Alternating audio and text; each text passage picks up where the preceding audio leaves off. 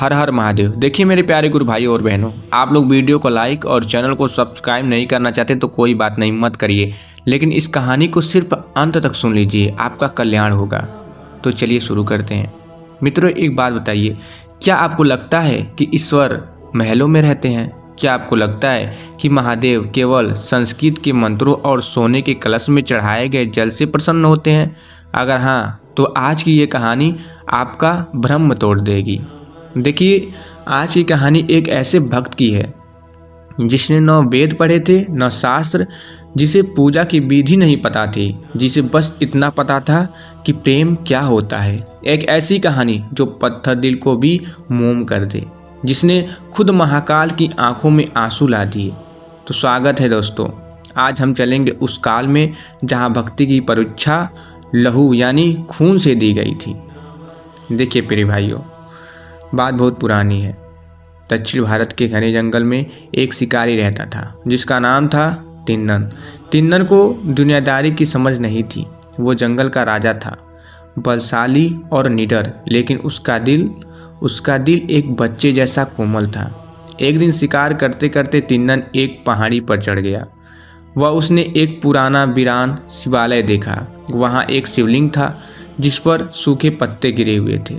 उस शिवलिंग को देखते ही तिन्नन को ऐसा लगा जैसे उसे अपना कोई बिछड़ा हुआ साथी मिल गया हो।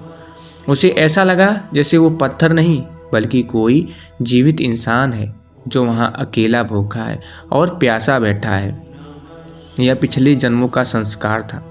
तिन्नन दौड़कर शिवलिंग के पास गया और उसे गले लगा लिया। देखिए मित्रों, याद रखिए, परमात्मा आपकी डिग्रियां, आपका धन या आपकी जाति नहीं देखते। वो तो बस आपके भीतर की तड़प देखता है। जहाँ भाव सच्चा है वहाँ महादेव स्वयं खड़े हैं। देखिए, तिन्नन को लगा कि महादेव भूखे हैं। वो भागा, जंगल में शिकार करके लाया, उसने मांस पकाया, उसे चखा, ये देखने के लिए कि वो स्वादिष्ट है या नहीं, और फिर उसे पत्ते पर रख लिया। अब समस्या ये थी कि चढ़ाने के लिए पानी कैसे ले आए। उसके पास कोई लोटा या बर्तन नहीं था। उस भोले आदिवासी ने पास की नदी से अपने मुंह में पानी भरा, कुल्ला नहीं बल्कि भंडारण के लिए, और अपने बालों में कुछ जंगली फूल खोस लिए। वो मंदिर पहुंचा। उसने अपने पैरों से शिवलिंग के ऊपर बड़े पुराने फूलों को हटाया, क्योंकि हाथ भरे हुए थे ना, इसलिए। अपने मुंह का पानी शिवलिंग पर छोड़ा, जो दुनिया के लिए झूठा था पर शिव के लिए गंगाजल से भी पवित्र था। और फिर वो चखा हुआ मांस महादेव को भोग लगाया। वो कहता, खाओ प्रभु, ये बहुत स्वादिष्ट है, मैंने खुद चखकर देखा है। दुनिया इसे पाप कहती, लेकिन मेरे भोलेनाथ उस मांस को बड़े चाव से स्वीकार कर रहे थे। देखिए, हर सुबह एक ब्राह्मण पुजारी वहाँ आते थे। जब उन्होंने मांस और हड्डियाँ देखी तो वो रो पड़े। उसने बोला कि हे अनर्थ, किसने मेरे प्रभु को अपवित्र कर दिया। उन्होंने मंदिर धोया, मंत्र पढ़े और चले गए, लेकिन रात होते ही तिन्नन आता, फिर वही मुंह का पानी, वही मांस और वही ढेर सारी बातें। तिन्नन रात भर नंगी तलवार लेकर पहरा देता कि कहीं जंगली जानवर मेरे प्रभु को खा न जाए। यह सिलसिला कई दिनों तक चला। पुजारी दिन में साफ करते, तिन्नन रात में अपनी मासूमियत से पूजा करता। देखिए, दुनिया आपको आपकी वेशभूषा से आंकेगी, आपके काम करने के तरीके से आंकेगी, लेकिन घबराइए मत। अगर आपकी नीयत साफ है तो दुनिया की निंदा आपका कुछ नहीं बिगाड़ सकती। बस अपने कर्म और अपने ईश्वर के प्रति वफादार रहिए। देखिए, अब पुजारी बहुत दुखी हो गए। एक रात महादेव उनसे स्वप्न में आए। शिव जी ने कहा, हे ब्राह्मण, तुम उस शिकारी से घृणा मत करो। उसका जो मन है वो मेरा मंदिर है। वो जो मुंह से पानी चढ़ाता है वो मुझे गंगाजल से प्रिय है। वो जो मांस खिलाता है वो मुझे अमृत लगता है। अगर तुम्हें उसकी भक्ति देखनी है तो कल छुप कर देखना। देखिए, अगले दिन तिन्नन हमेशा की तरह खुश होकर आया, लेकिन जैसे ही उसने शिवलिंग को देखा, उसके हाथ से सब कुछ छूट गया। उसने देखा कि शिवलिंग की दाहिनी आंख से खून बह रहा है। तिन्नन घबरा गया। उसने कहा, हे भगवान, तुम्हें किसने चोट पहुंचाई? कौन है वो दुष्ट? वो रोने लगा। उसने जंगल की जड़ी बूटियां लगाई, लेकिन खून नहीं रुका। तिन्नन तड़प उठा। उसे अपना दर्द महसूस नहीं हो रहा था, उसे अपने प्रभु का दर्द मार रहा था। तभी उसे याद आया, औषधि काम नहीं कर रही तो आँख के बदले आँख ही लगानी पड़ेगी। अब देखिए, बिना एक पल गंवाए उस वीर शिकारी ने अपना तीखा बाण अपनी ही दाहिनी आँख में दे मारा। उसने अपनी आँख निकाली और शिवलिंग की बहती हुई आँख पर लगा दिया और चमत्कार हुआ, खून बहना बंद हो गया।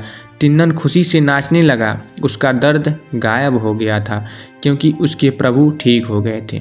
अब देखिए प्रिय मित्रों, असली प्रेम मांगने का नाम नहीं है, असली प्रेम देने का नाम है। जब आप किसी के लिए अपना सब कुछ खोने को तैयार हो जाते हैं तभी आप उसे पा सकते हैं, चाहे वो लक्ष्य हो, प्रेम हो या परमात्मा।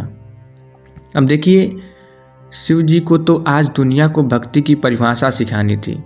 अभी तिन्नन खुश हो गई और अचानक शिवलिंग की दूसरी आँख से भी खून की धारा फूट पड़ी। तिन्नन फिर घबराया, लेकिन इस बार वो रोया नहीं, वो हंसा। उसने सोचा, मेरे पास इसका भी इलाज है, मेरे पास अभी एक और आँख बाकी है।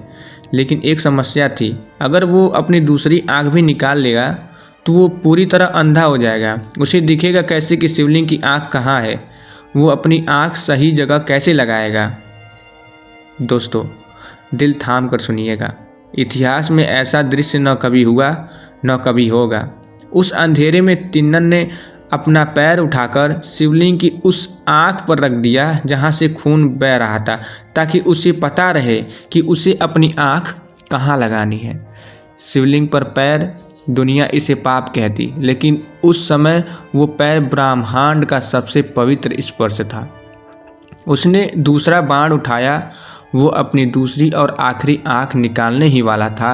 वो हमेशा के लिए अंधा होने को तैयार था, बस उसके भोलेनाथ को दर्द न हो। बाण आँख को छूने ही वाला था कि तभी ब्रह्मांड से एक आवाज़ गूंज उठा। देखिए, शिवलिंग से दो हाथ निकले और तिन्नन के हाथों को पकड़ लिया। आवाज़ आई, रुक जाओ कंबन, रुक जाओ, मैं प्रसन्न हूँ। साक्षात महादेव प्रकट हुए। उन्होंने तिन्नन को, जिसे अब दुनिया कनप्पा यानी आँख देने वाला के नाम से जानती है, उसे गले लगा लिया। शिव जी के स्पर्श से कनप्पा की दोनों आँखें वापस आ गईं, पहले से भी ज़्यादा चमत्कार। ब्रह्मा, विष्णु और सारे देवता ऊपर से फूल बरसा रहे थे। उस दिन जीत किसी मंत्र की नहीं हुई थी, जीत हुई थी एक मासूम प्रेम की। तो दोस्तों, कनप्पा ने अपनी आंखें दी, तब जाकर उन्हें शिव मिले।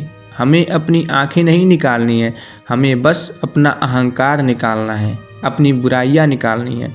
जिस दिन आप अपने स्वार्थ से ऊपर उठकर किसी के लिए कुछ करेंगे, समझ लीजिए आपकी पूजा सफल हो गई। महादेव वहीं है, आपके आंसुओं में, आपके त्याग में। अगर इस कहानी ने आपकी आंखों में भी नमी ला दी है तो कमेंट में हर हर महादेव लिखकर अपनी हाजिरी लगाइए और शेयर करिए इस प्रेम को। तो मिलते हैं अगली कहानी में, तब तक के लिए जय भोलेनाथ। और हाँ, अगर आप लोगों को वीडियो थोड़ा सा भी पसंद आया हो तो वीडियो को लाइक और चैनल को सब्सक्राइब ज़रूर करिएगा। मैं कोई ज़बरदस्ती नहीं कर रहा हूँ, आप लोगों का मन हो तो ही कीजिए। आप लोग इस कहानी को सिर्फ शेयर कर दीजिएगा। आप लोग इस कहानी को सुने, मुझे बहुत अच्छा लगा।